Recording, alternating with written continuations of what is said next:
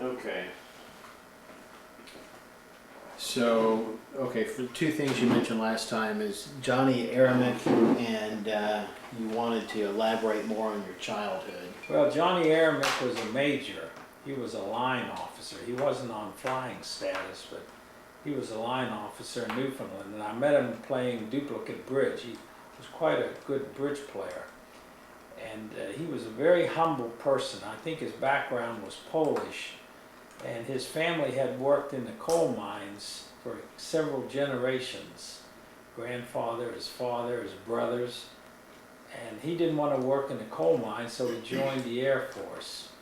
And he made major, and he might have made lieutenant colonel by the time he retired.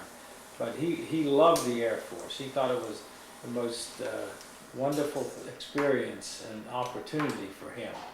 So he was a fisherman, and he prevailed upon me to go fishing with him. So we would, he bought me, you know, he helped me buy wading boots and spinning reel, and the usual paraphernalia. And we would go down where some of these streams in Newfoundland had a lot of rivers and creeks, where some of these streams were just running into the ocean. And we would sort of wade out in the middle of those and fish, and you know, it would be sort of cold, the water would be cold, the wind would be in your face, and it was quite an experience. I can't describe it. We'd catch some fish for 3 or 4 pounds maybe, and then we'd fish for a few hours, and then we'd sit on the bank and we'd eat crackers and sardines or tuna fish. You know, that would be our lunch. And then whatever we caught, he would take home, and his wife would prepare them, and then we'd have a fish dinner a few days later. And his wife didn't like the fish, but she'd make them for us. They had no children, so they sort of had each other. And he and I were best friends all the time I was in Newfoundland.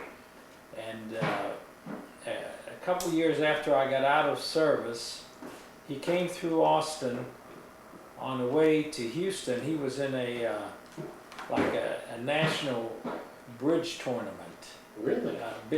Duplicate bridge, a high level duplicate bridge tournament. And so he spent a couple hours with us, and I introduced him to Claire and Claire to him. And we would exchange Christmas cards, and he bought like a peninsula or a small island in the state of Washington out on the water. And that was his ambition, to retire and live there. And then one year I got my Christmas card back, and it sort of implied that he wasn't there anymore, so I think he died young. You know, I don't think he was 60 years old. Really? And I never heard from him again, which makes me think he died. So, but he was one of the finest persons I ever met.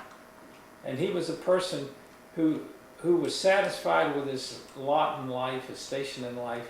He didn't have great ambitions. He was just happy, you know. And then when he retired, you know, he had his retirement. He enjoyed playing duplicate bridge. That's the way it went. Wow. I met a lot of wonderful people in the Air Force.